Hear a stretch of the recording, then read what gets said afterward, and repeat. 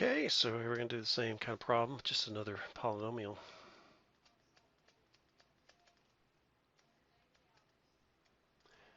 I think you actually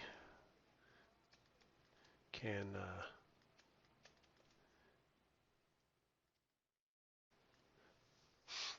I think we'll get something we actually factor when we take the first derivative. So we take the first derivative, which is going to be 6x squared minus 6x minus 36. We set that equal to 0. Again, we can factor out or divide out by 6.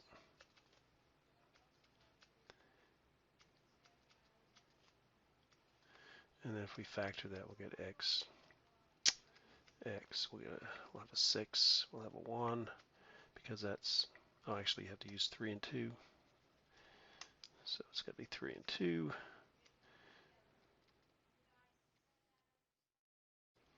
And because that's negative, negative goes in the bigger slot. So we get x is equal to 3 and x is equal to 2, or our two cases where we have a possible minimum or maximum.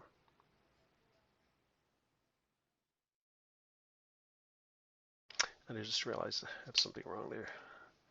Let's fix that. So one of these has to be positive, one has to be negative. So this is the positive one because that's negative. Okay, now we have this two solutions. We have x equals negative 2 and x equals 3. I knew something was weird because they were too close to each other. So then we make up a table, 4x4 table.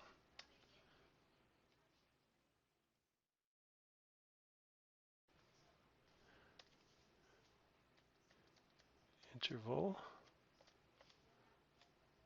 x, f prime of x, comment.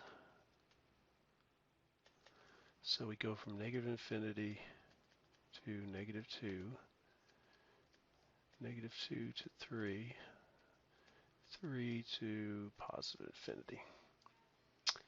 So we pick an integer that's closest to the boundary. So that's negative 3. I can put a 0 here and I get a 4 there. And then we evaluate the first derivative at these three values of x. So we're going to have f prime of negative 3. So we'll have 6 times negative 3 squared minus 6 times negative 3 minus 36, which is, there we get positive 9. Positive 9 times 6 is 54. Here we get 16. We get 18, positive 18. And we have negative 36. So 54. Actually, that's, oh, that's right. Okay, we're okay. So 54 plus 18 minus 36 is 36.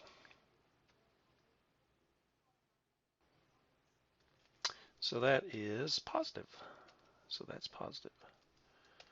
Then we do f prime of 0, which is going to be negative 36, which is negative.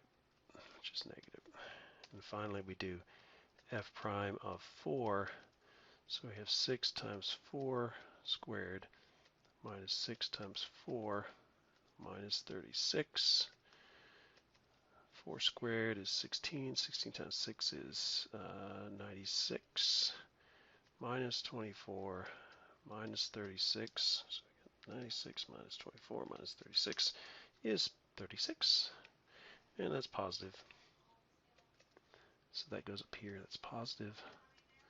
So it's increasing, decreasing, increasing. So we know we have a local maximum here, we have a local minimum there.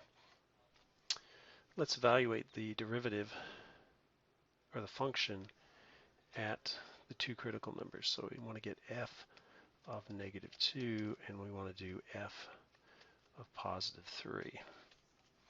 So you get 2 times negative 2 cubed minus 3 times negative 2 squared minus 36 times negative 2 plus 30. So 2 times, that's 16 is negative, because negative 2 cubed is negative 8. Here we have 2 squared, which is 4. 4 times negative 3 is negative 12. 36 times 2 is 72. And we add 30, so we're going to have negative 16 minus 12 plus 72 plus 30. And I've got an error here. Let me fix that. Negative 16 minus 12. Okay, I get 74.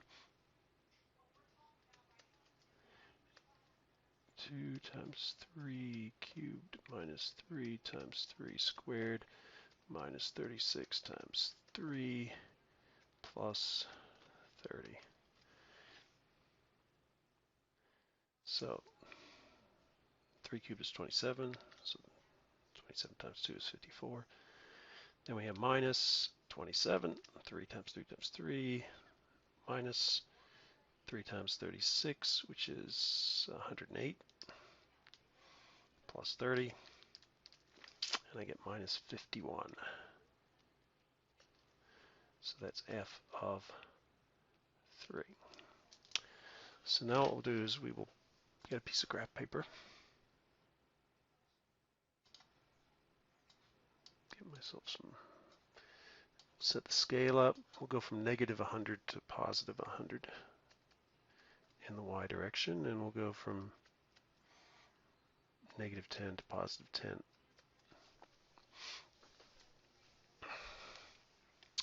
So negative 2, 74. So 1, 2, 3, 4, 5, 6, 7, 74. And f of negative of 3 is negative 51. So 1, 2, 3, negative 51. 10, 20, 30, 40, 50, 51. So we get something like that. That's going to come down like that, and then this thing will go down like that.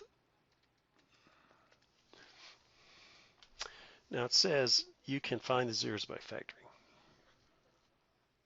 Oh, yeah, that's, you can find the zeros for the first derivative by factoring. We don't, it doesn't say find the x-intercept values because they probably are not integers.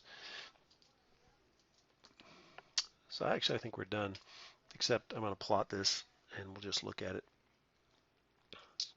So here's the graphing program. And the function is 2x cubed minus 3x squared minus 36x plus 30. Graph. Zoom out in the x to y direction. I'll zoom out all the way to 100 like that. We will take a picture of it.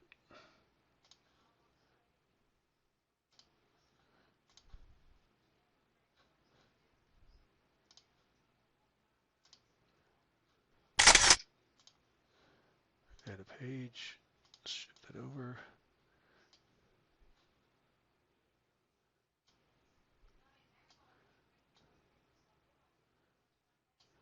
So looks kind of the right way. So we don't have a integer intersect there. We don't have an integer index there, but it does look like negative 4 is, and I didn't go from negative 10 to positive 10, so that's why it looks a little bit different. Let me actually delete that and fix the other direction. There we go.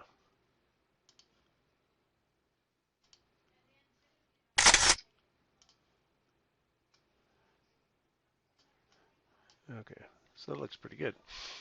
Now let's just check this out because it looks like it does go through negative 4. So what we do there is we would take the original equation and use synthetic division. So the original equation was 2, negative 3, negative 36, and 30. And it looks like there's a 0 at -4, so bring that down. -2 times -4 is -8. Add those two together, you get -11. 44, -4 times -11 is +44. We add these two together, we get +8. And then multiply those together, you get -32. And so you add those together, which is -2. So it actually is not a 0. The function is equal to -2 at that value. So let's go to the graphing program and just look at that. So if I zoom in on that, you can see that it is slightly at 4, -4, it's -2. So the actual x-intercept is -3.9745. So it's pretty clearly close, but not exactly.